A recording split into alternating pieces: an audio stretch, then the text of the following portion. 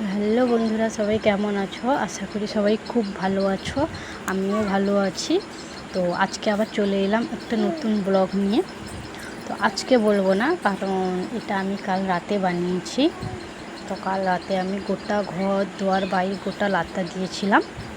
তো আমাদের বাড়ি তো অ্যাসবেস্টসের বাড়ি, তাও মাটি, নিচটা তো মাটি, এর জন্য লাতা দিতে হয়। তো মা বাড়িতে নেই, তো ঘরও আমাকে সামলাতে হচ্ছে, ঘর তো গোটা সামলাতে হচ্ছে।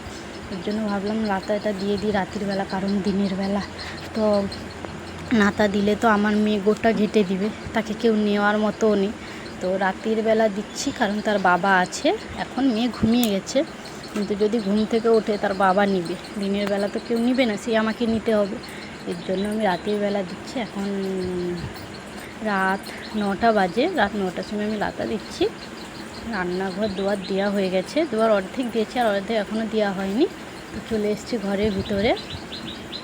তো এখন আমাদের খাওয়া দাওয়া হয়নি, গোটা ঘর দুয়ার নাতা দিব।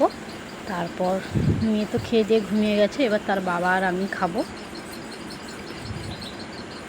তো সেদিনও দিয়েছিলাম লাতা, কিন্তু সেদিন গোবর পাইনি, কারণ গোবর দিয়ে না লাতা দিলে তো ঘর দুয়ারে প্রচুর ধুলো উড়ে। এখন গরম পড়েছে তো প্রচুর ঘর দুয়ার ধুলো উড়ে, এর জন্য গোবর দিয়ে লাতা দিতে হয়। তো সেদিনকে শুধু মাটি দিয়ে দিয়েছিলাম। সেদিনকে রাত 10টার সময় দিয়েছিলাম। আজকে তাও তাড়াতাড়ি দিচ্ছি, সেদিনকে রাত 10টা বেজে গেছিলো। 10টার সময় লাতা দিয়েছিলাম, 11টা অবধি লাতা দিয়ে তারপর উঠে খেয়েছিলাম। খেয়ে খাওয়ার বাসন টাসন ধুয়ে তারপর শুয়েছি। মেয়ে ঘুমিয়ে গেছিলো, তার বাবা আর আমি তারপর শুয়েছি, কারণ তার বাবা খেলাও দেখছিল, কোনো সমস্যা হয়নি, সেও কিছু বলেনি। যাই হোক, সে খেলা দেখছিলো বলে।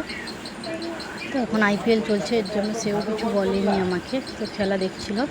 তো আজকে একটু আমি ভাবলাম খাওয়ার আগেই লাতাটা দিয়ে দিই, তারপর খেয়ে নিয়ে ঘুমিয়ে যাবো, কারণ সেদিন দেরি হয়ে গেছিলো। এর জন্য আজকে তাড়াতাড়ি মেয়েও ঘুমিয়ে গেছে, এই জন্য ভাবলাম আজকে তাড়াতাড়ি লাতা দিয়ে দিই। তো পাশের বাড়ি দিদার বাড়ি থেকে গোবর নিয়ে এসেছি, রাতিতেই নিয়ে এসেছি। তো আগে আমি রুটি আর তরকারি রান্না করলাম, তারপর গিয়ে লাতা দিয়ে আরম্ভ করলাম।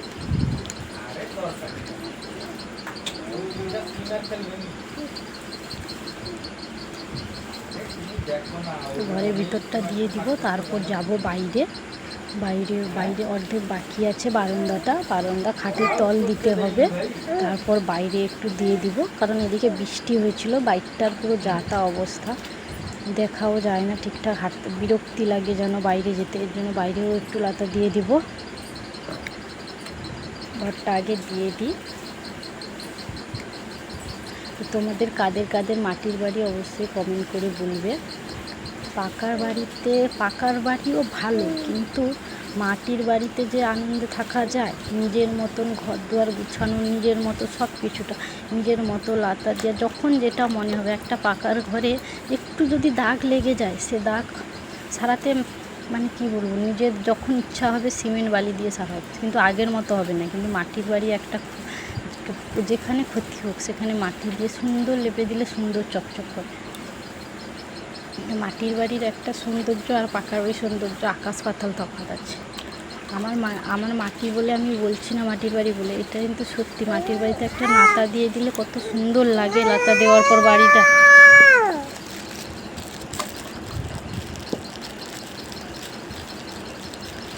তো আমি ভিডিওটা সকালবেলায় করছিলাম বলে আমার মেয়ে উঠে পড়েছে, তার আওয়াজও শোনা যাচ্ছে।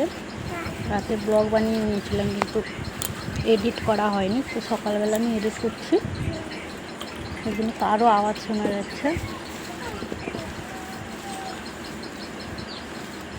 প্রথমে ঘরের এক পাশটা দিয়ে দিলাম, তারপর আবার সে পাশে যাব।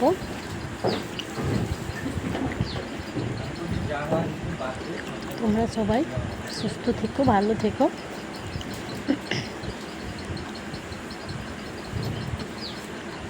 আমি আমার ব্লগটা এখানেই শেষ করব আজকে।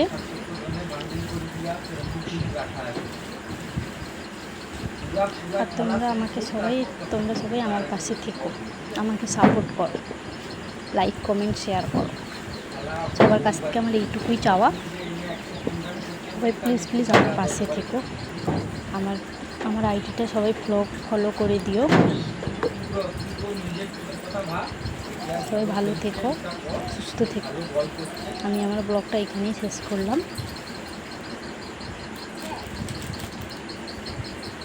টাটা।